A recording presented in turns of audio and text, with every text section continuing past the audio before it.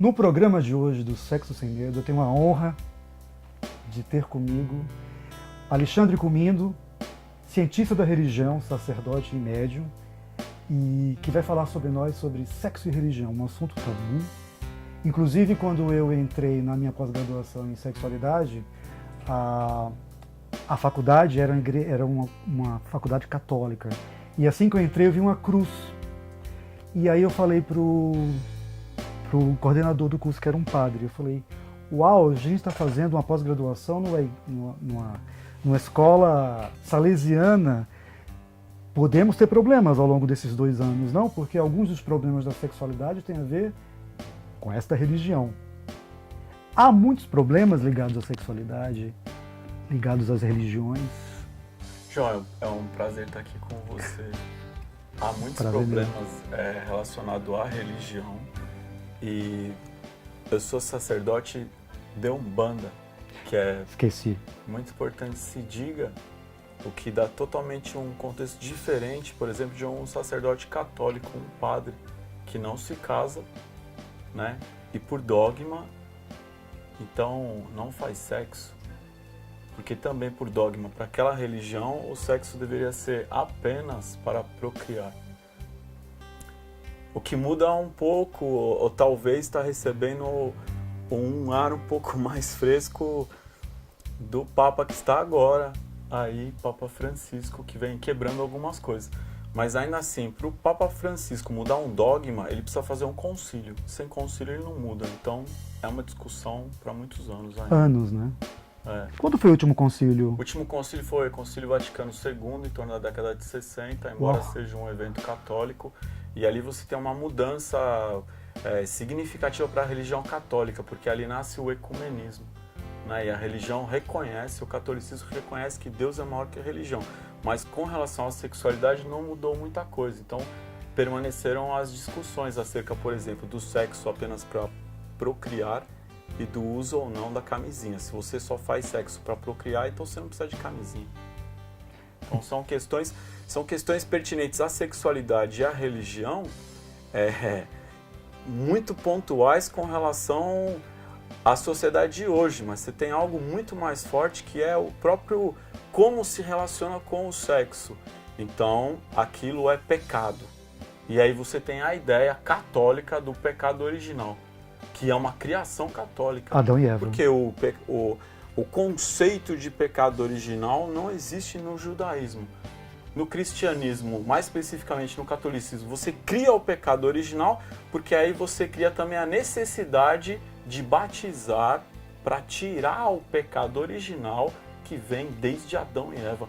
Então há toda uma construção do inferno, do demônio, do pecado, aonde torna a igreja importante para que você não caia no inferno, não esteja nas garras do demônio. E lógico, aquilo que dá prazer deve ser uma coisa demoníaca, porque se você viver para o prazer, você não vai precisar muito de religião, se tua vida já for prazerosa, meu irmão. Não é? Exatamente. Então quando eu tiro o teu prazer, eu crio um problema para você, e agora que eu criei o problema, eu dou a solução, venha rezar. Exatamente. É mais ou menos isso. Na Umbanda é completamente diferente, né? Na Umbanda é diferente porque na Umbanda não existe dogma. Dogma é uma verdade que você deve aceitar sem questionamento, sem contestar. Isso é um dogma. Então a Igreja Católica tem alguns dogmas. A questão do pecado original é um dogma. Então você não questiona, você simplesmente aceita. Então se sexo é para procriar, é um dogma. A Umbanda não tem dogma nenhum. A Umbanda diz assim, viva a sua verdade. Isso é bom para você? Então ótimo. Então você faz sexo com quem? É bom? É. Ponto final. Contanto que não tenha prejuízo, contanto que não haja violência, contanto que não se violente. Não, contanto que você entende que Umbanda é religião, portanto ela pratica única e exclusivamente o bem, e ela tem algo chamado a regra de ouro. Regra de ouro é aquilo que se pauta todas as religiões. Não fazer o outro que eu não quero pra mim. Então eu não quero pra mim a mentira, eu não quero pra mim a enganação, não quero pra mim, não quero que me machuque, não quero que machuque o outro. Então, qual é a sua verdade? Viva a sua verdade. Faz bem pra você? Faz. Pro outro também? Ótimo. É isso. Algumas religiões também, o nome do programa é Sexo Sem Medo, né? Usam muito medo em relação aos relacionamentos, à sexualidade. Embora um umbandista, e sacerdote de Umbanda, isso quer dizer que eu sou um dirigente espiritual, que eu sou médium e que eu sou responsável por um templo da religião de Umbanda, onde se costuma chamar terreiro. No entanto, aqui é um colégio de Umbanda Sagrada, Pena Branca. Eu tomo a liberdade de falar de outras religiões por ter a formação em ciência da religião. Então eu falo, pô, mas quem é esse cara? O cara é macumbeiro, não é? E tá aqui falando da Igreja Católica. Que direito ele tem para Pois falar? é a liberdade que eu tenho de livre pensador e de formação bacharel em ciência da religião. Estudou todas elas, até para se basear e para poder ter a categoria... Para conhecer melhor a minha religião. A sua própria, né? Então, voltando à questão do medo. O medo é uma moeda de valor em algumas religiões, não é? Para aprisionar e para, de alguma maneira, manipular e trazer para próximo essas pessoas que às vezes têm dúvidas sobre os comportamentos, sobre as decisões, sobre as orientações, sobre as identidades. Isso é um fato. A religião, quando se torna uma grande instituição, então é importante para ela ver as pessoas também como, em alguns momentos, uma massa de manobra. Historicamente, a religião católica é a que mais nos afeta, porque a gente está no Brasil, um país que foi oficialmente católico até surgir a República. Então, por isso, aqui a religião católica ela é a que mais nos toca, né? Oficialmente, né? Oficialmente. Historicamente, você tem uma relação entre o poder, né, absoluto, ali, de um absolutismo de reis com a religião. Então, como é que eu vou controlar o povo? A maneira mais fácil de controlar o povo é o medo. Com o medo eu controlo. Então você exerce o que difere o Estado? Qual é o poder que o Estado tem sobre as pessoas? O Estado tem o poder, por exemplo, de manipular ou de dizer como deve ser administrada a agressão. Ele pode te prender se você fizer alguma coisa errada. É o Estado que pode te coibir, que pode colocar você numa cadeia, tirar. O Estado é que faz isso. Agora, a religião, ela vai exercer o poder dela de uma outra forma de persuasão. Entre elas, o medo. Então, para uma instituição grande, é importante como eu lido com essas pessoas. Então, que eles sejam cordeiros. Porque se eles forem leões, ninguém controla esse povo, não é? Opa! Vi de Inquisição, né? Queimar as bruxas, foi a igreja que mandou, não foi? É dela, não é? Então, isso é uma questão histórica. E a Umbanda, que se me permite, é a minha religião também, mas eu estou com ele não por isso, mas pela inteligência dele, que eu conheço bastante nesse sentido. A Umbanda, uma coisa muito interessante da Umbanda é este oferecimento do exercício do livre-arbítrio dos indivíduos, né? Então, assim, você é responsável pelos seus atos. Tem outra religião que também tem esta característica? Existem muitas religiões que têm essa característica, principalmente as religiões não institucionalizadas, ou aquelas religiões que não fazem parte de um grupo das religiões do livro. Então, costuma-se chamar religiões do livro as grandes religiões monoteístas, o judaísmo, o catolicismo e o islã. Então, você tem no livro um código forte de ética e também de moral, onde você define isto é moral e isto é imoral. Quando você tem uma prática religiosa que não está codificada num livro, então aquilo que é certo ou aquilo que é errado vai estar mais relacionado à sua consciência. Então as religiões antigas, as religiões xamânicas, algumas religiões como alguns segmentos do budismo, o próprio budismo zen. O hinduísmo? Dentro do hinduísmo você tem os Vedas, que é um conjunto de livros sagrados que vai dizer o que é certo ou o que é errado para aquela religião, inclusive, né, a questão do sistema de castas. Então, além de você ter um conjunto de regras relacionado à sexualidade do hinduísmo, você também não pode se relacionar com qualquer pessoa. Alguém que é um brahmane não vai se relacionar com um kshatriya, que é da casta dos guerreiros. O brahmane é um sacerdote. Então, o hinduísmo, ele tem um conjunto de regras muito grande e muito forte relacionado a tudo que está ali naquele conjunto que são os Vedas. Mas quando a gente fala em hinduísmo, então não é apenas a religião védica ou a religião relacionada aos Vedas. Hinduísmo é toda a espiritualidade daquela região da Índia. Então você pode falar de um hinduísmo antigo ou também de um hinduísmo tântrico. E aí você começa a dizer o que é o Tantra. No Ocidente o Tantra se tornou simplesmente o sexo. Como estudar o sexo, como fazer mais sexo, como fazer um sexo prolongado. Ali a questão é o sexo sagrado. Então isso vem da Índia, o Tantra ele tem origem na Índia, mas também você tem segmentos como um Tantra taoísta que será um Tantra chinês.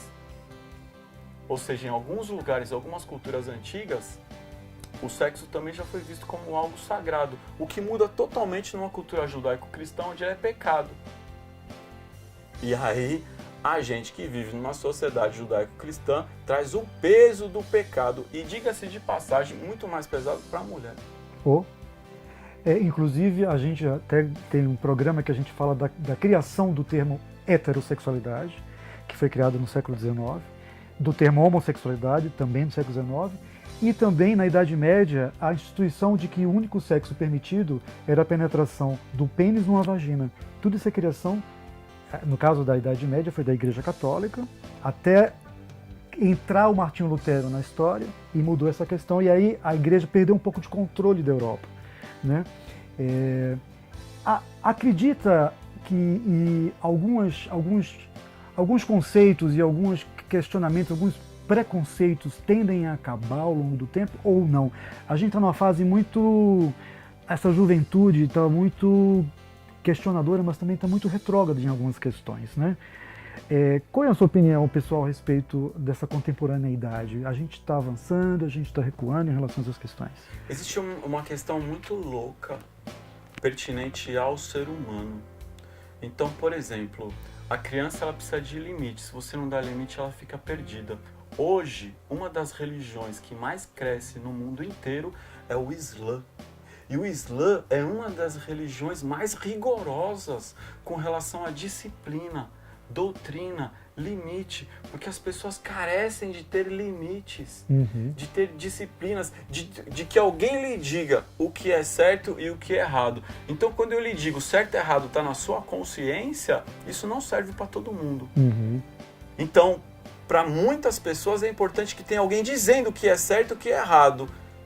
E como é humano, igual a mim e igual a você, dizendo o que é certo e o que é errado, jamais vai servir para todos.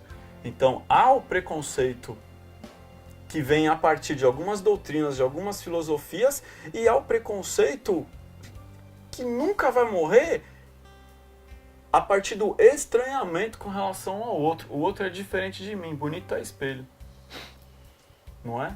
Exatamente. Então, sempre vai existir preconceito. Agora, hoje há uma luta contra alguns tipos de preconceito que realmente se tornam crimes, como a homofobia ou a intolerância religiosa, que leva as pessoas a agredir o outro em função da sua crença.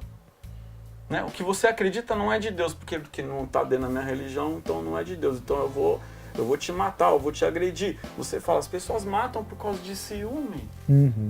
Estamos muito longe de chegar. Ou a gente evoluir em relação, por exemplo, à Idade Média? Acho que sim, não? Se a sociedade fosse perfeita, esse mundo já não seria mais necessário do nosso ponto de vista espiritualista. Porque o dia que acabar o preconceito, então não haverá mais um mundo como a gente entende. Se eu viver num mundo onde não existe mais preconceito, seria um mundo perfeito. O mundo perfeito não é esse. Não é esse. Não é aqui. Né? Se você for muito perfeito, alguém vai te colocar na cruz, irmão. Não é? Opa. Então, o preconceito, a gente fala de preconceito racial, por exemplo. Então, é comum você falar do preconceito com relação às minorias. Então, entende-se que o negro, ele sofre mais com o preconceito racial. Mas no momento que eu digo, eu não tenho preconceito, tanto não tenho preconceito que minha mulher é negra, e eu acho bonito mesmo, a mulher negra já é um preconceito. Com a branca. Olha que coisa louca, e você não percebe, porque no momento que eu começo a defender uma minoria, eu também estou sendo preconceituoso. É muito louco. Então entra na questão da tolerância e da intolerância. Você se torna intolerante com os intolerantes, e aí você é intolerante também. Sim. E não se percebe. Não. É lamentável. A gente se perde. Que caminho seguir? Que caminho seguir? Caminho do meio, como diria Siddhartha Gautama ou Buda, caminho do meio, meu irmão. E a busca pela consciência, mas quem está preparado para viver para a consciência, para descobrir que o certo e o errado está dentro de você? Como? Eu nem sei o que me faz bem, eu nem sei qual é a minha verdade. Sentimento, pensamento, palavra e ação. Desde quando isso está na mesma direção? Será que o que eu sinto é o que eu penso, o que eu penso é o que eu falo, o que eu falo é o que eu faço? Não é. Não é mesmo. Então eu não sei nem para mim, como é que eu vou saber para o outro? Isso é a realidade de todos nós, porque nenhum de nós consegue seguir isso o tempo inteiro. Então a nossa realidade é esta. O ser humano é isso, é assim. Não importa qual a sua religião, não importa nem se você tem ou se não tem religião, se crê ou se não crê em Deus, isso é a realidade do mundo que a gente vive. Então a gente vai estar eternamente lidando com essas questões. No entanto, é importante que traga à baila e diga, isso aqui não cabe mais na sociedade, esse tipo de agressão. Como para as Então, mulheres tem que também. ser muito bem criminalizado, como por exemplo, no momento que chega a Lei Maria da Penha, ela muda alguma coisa com relação à lei, mas as mulheres continuam morrendo e apanhando.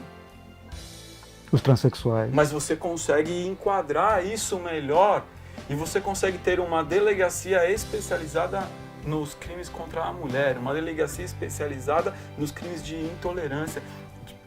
Isso é importante, de você classificar e identificar.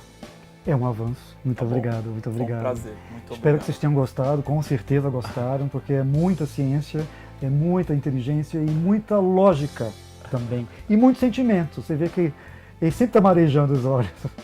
É um grande mestre meu, um grande mestre para você também que está nos assistindo. Meu nome é João Luiz Vieira, eu sou jornalista e sexólogo, e este é o canal de comunicação que temos para falar de sexualidade. Até a próxima. Até, muito obrigado. Axé. Axé.